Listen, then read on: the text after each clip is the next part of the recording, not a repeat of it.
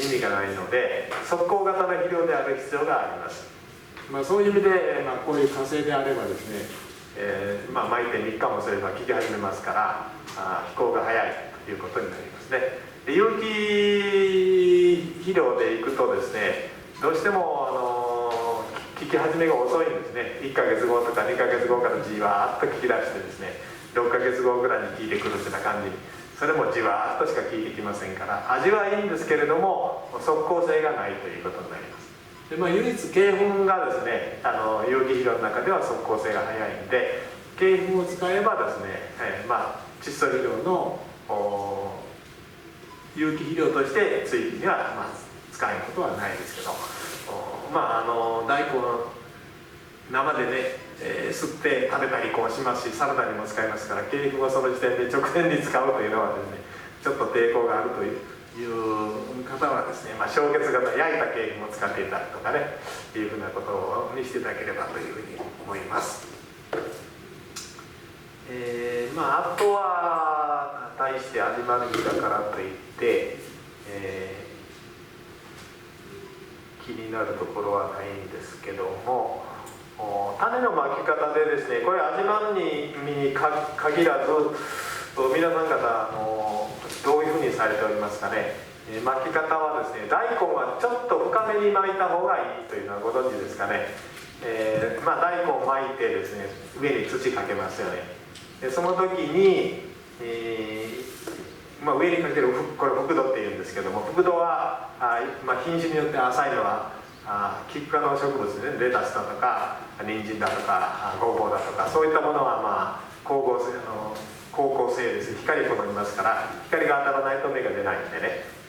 覆土はほとんどかけない状態で種まくんですけども、大根はですね、どちらかというとちょっと土がかかってる方がいいんですね。種も大型ですし、上にかける土の量が少ないとですね、いわゆる転びないといって、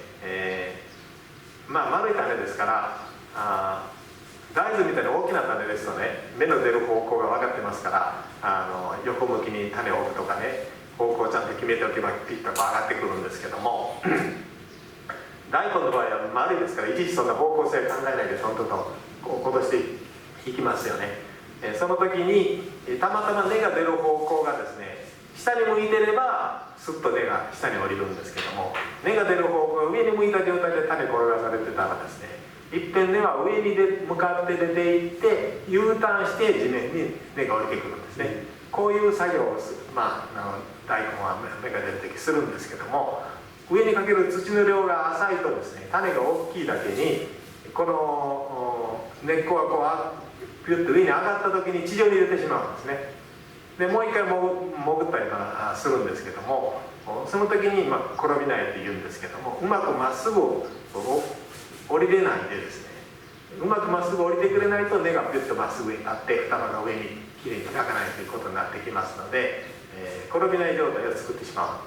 う。それで、土の重さも利用してという意味もあって、大体大根の場合ですと1センチから2センチぐらい上にですね、土をかける。つまり種を土の重さで押さえつけるということも必要なんですね。だから大根はちょっと深めに覆土をかけるということをされたらいいと思います。大体覆土浅くというのは少ないんですけどね、大根はちょっと多めです。多めでも出てきます。それから間引き方ですけども、人参もそうなんですけども、大体大根も最初種から双葉が出て、それから本葉が出ていくんですけども、この間にですね、地上から双葉の距離までが長いんですね。いわゆる腰が高いという状態になりますね。でこういう時に雨が降ったり夕立が来たり、夏ですからちょうどその頃夕立も来るんですけども、場合によっては台風が来たりという時にですね、この腰高の状態で強い雨風に吹かれると、傷つきますよね、当然ね。でそれで、あまり早めにですね、5粒巻いたら場合によっては5本目の芽が出たり、今4本5本芽が出てくるんですけども、早めに間引いてしまって、どうせ1本にするんやからいいんでですね、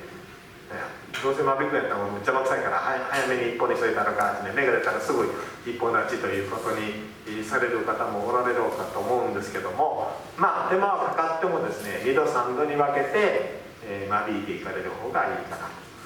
で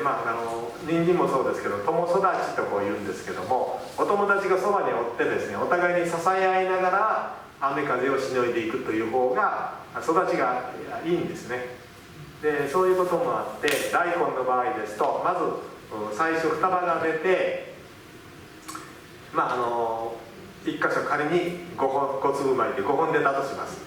そうするとその時に最初に残すのは残すのというか間引くのは、ハートが2つ、2箇所パッとこう出てくるんですけども、左右対称になってないもの、つまりハートは左右対称の方がいいんです。左右対称になってないものは奇形の大根、曲がったりですね、形が悪かったり、というふうな形になりやすいから必ずなります。だから大根は左右対称にハートが揃っているもの、それから大きすぎるもの、小さすぎるもの、これも間引きます。大きいの残したらええやないかというふうになりがちなんですけども、大きすぎるのもダメですね。あくまでも友育ちです。優等生はダメですね。もう短期間で東大選抜コースを行くというのが人はダメで、あくまでも平均値だけを残ってもらう。大きすぎるとですね、大体これも奇形になったりですね、味が悪くなったり酢が入ったりですね、いう形の大根になりやすい。で、お互いに、平均点同士のものをですね、最初ですと3本ぐらい残るような形に間引いてもらって、でそれで、本葉が3、4枚、2回でもう勝負かける人は3本から最後にもう1本という形に持っていってもらってもいいと思いますけども、余裕があればですね、精神的に余裕のある方は2回目は2本残して最終2本から1本に、こういうふうに3回に間引いてもらったらいいと思いますけども、お互いによっかかれるものがあると、お互いにあまり遅くなると今度葉っぱが大根の葉っぱがギザギザがありますね、より重なってですね、抜けにくくなって、残す方まで傷つけてしまうということがあるんですけども、そこまでいかないうちにですね、本葉が 4,5 枚までの間に、最後持っていってもらう。で最後の間引きをした時に土寄せをしてもらうと。でこれなかなかね、やってる人とやっておらない人とあると思うんですけども、最後に一本になった状態ではまだ地上から本葉が出るまでの間に距離がちょっとあるんですね。で風でふらつきます、この状態ではまだ。でそこで、ふらつかないように土を、寄せてやるということをしておいてやればですね、この間に今側根というんですけども、一本まっすぐの根が伸びて側にこう細かい根が出るんですけど、この根がたくさん出やすいんですね。でこの根が多いほどやっぱり成長も早いし、いい大根になりますので、ここで土寄せっていうのは結構大事なんですね。こんなことしてもらう方まず少ないかと思いますけども、手間はかかりますけども、ここで寄せといてやると雨風で傷みにくいし、いい大根が早く大きくなります。これは始まるにも他の大根も一緒です。間引きの注意点としてはそんなところですね。で追肥はさっきも言った通り、元肥主体よりも大根の場合は追肥主体で、作っていただいた方が形のいいものが作れます。で虫の注意うんぬんと、こんなところなんで、皆さん方やっておられることとそんなに特に変わった話ではないと思うんですけども、その辺が一応総括点かなというふうに思いますので、ちょっと書かせてもらいました。それじゃあ続けてよろしいですかね。もう少しの時間ありますから、じゃあ今日のですね、本題といいますか、お時間をいただいて喋ってみたいと思っていますのは、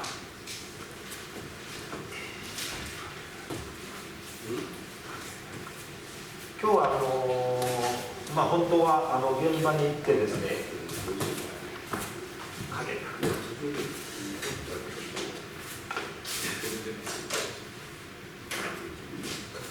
雨の畑の状態、雨というか豪雨のですね、ご自分の畑の状態っていうのを皆さん見たことあります？水はけ絶対自信あるわと思っておられますか？意外とですね、見れてるようで見れてないのは、嵐の時の畑の状態、そんな見に行ったらね、アホかと思われて、物好きな人もおるわとか、時々新聞で田んぼの水の水かさに行ってはまって死んだとかですね、笑い種にされそうなことになるんですけども、なかなかですね、強い雨がザーザー降ってる中をね、傘さして、雨の中ですね、自分とこの胸と胸の間を雨の水がどういうふうに流れてるかというのをつぶさにですね、1時間ほどそこにしゃがり込んでいるということはなかなかできないと思うんでね、できれば今日豪雨の中ぜひ皆さんと一緒にですね見たいなということで、実は雨の中でもやるやないかと言ったのは実は私なんです。今日雨降らしたら誰やとか村上さん怒ってますけどね、提案したのは私なんですけど、年も年やし、星田の川にはまって死んだんやったらえらいことになるんでちょっともうやめとくという傾向になりつつありますけども、実はですね、植物は雨に対して非常に弱いんですね。で、我々水をやれ、花でも野菜でもそうですけど、水をやる、人間でも喉乾いて水飲みますね。で、それと同じような感覚で水をやるというと、なんかじょうろでね、溜めた水をザーッとやって水の塊をやらないと水をやったような気がしないんですけども、実は植物が水を欲しがってるのは水を欲しがってるんじゃないんですね。水の分子を欲しがってるんです。水の塊じゃないんですね。コップに溜まったこのまとまった水の量を欲しがってるんではないんですね。まとまった水を与えるとどうなるかというと溺死するんです。死んでしまうんですね。で、それがどういう状態なのかという、これは私がもちろん研究したわけじゃなくて、研究の論文を勝手にコピーして持ってきてるんですけどね、これ根の構造です。で、これお回ししますから、また見ていただいたらいいと思うんですけども、一本の根としたらですね、根というのは白い根が出てますよね。この一番先、ここが根幹というんですけども、この根幹の先にね、虫ゲルという柔らかいところの状態があって、これが言うたら土を溶かしながらね、あるいはその土の中の分子にある水の分子をですね、ここから吸い上げるんですね。だから一つの分子を吸ってるだけなんです。塊の水をドーッとまとめてね、吸い上げるんではないんですね。で、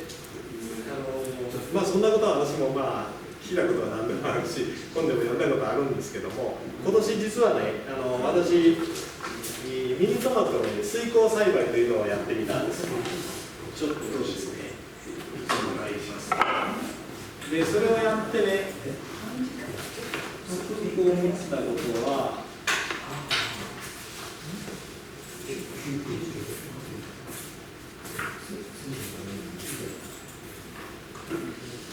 これでちょっと見にくいかと思うんですけども、これした普通のプランターです。普通のというのはこのくらいのね、どこにでもある。こうなんで買えば98円のプランターですけど、一番安いの。横幅が60センチ。で、深さがこのくらいですね。これでミニトマトを1本植えてます。このミニトマト、普通のミニトマト、滝の地下という種類のミニトマトなんですけども、これを水耕栽培です。土を入れないで、液肥だけで育てるというやり方ですね。でこれを、植えて、芽が出て苗はハウスの中で作ったものなんですけどね、寒い間1月に種まいて早めに作ってますけども、4月になって、霜が降りなくなった時点で外に出してるんですけども、ここで、種子から3本の枝を出して合計4本ですね、支柱を縦に4本上げて、それぞれに支柱をずっと上げていってならせると、こういうやり方をしてます。でこれをやってみて、感じたことはですね、根っこがいかにその酸素をですね要求するかということですね。でもちろん水もいるんですけども、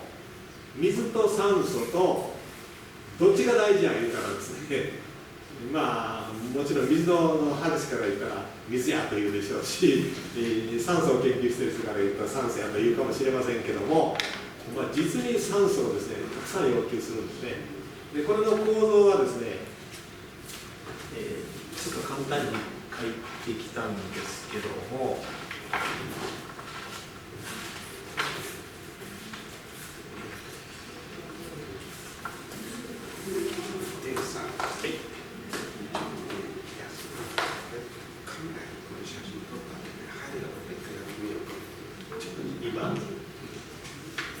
今の写真後から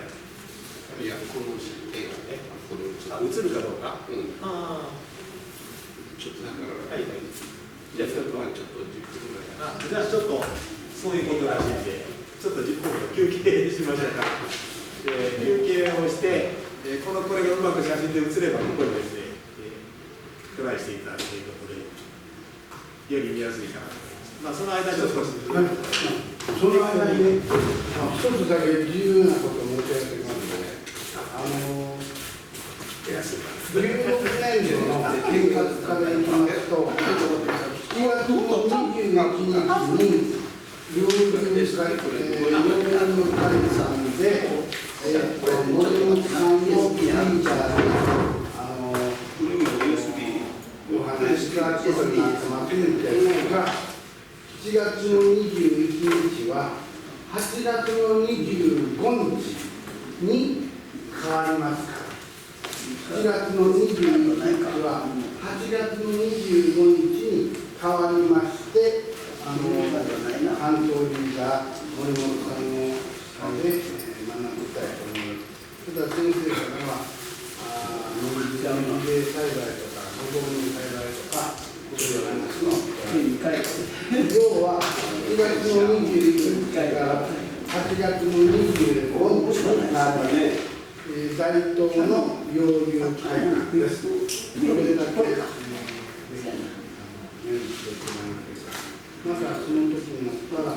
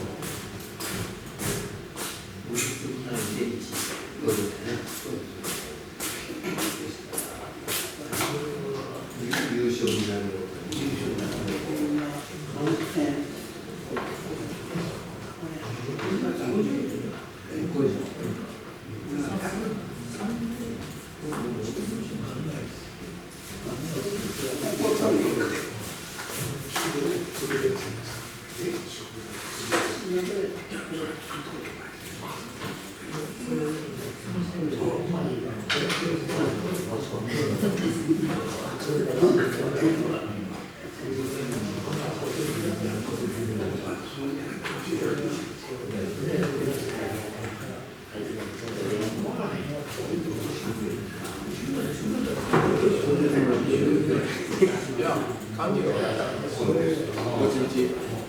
っても済んだら意味は通じるんで十分ちゃんとね。一回。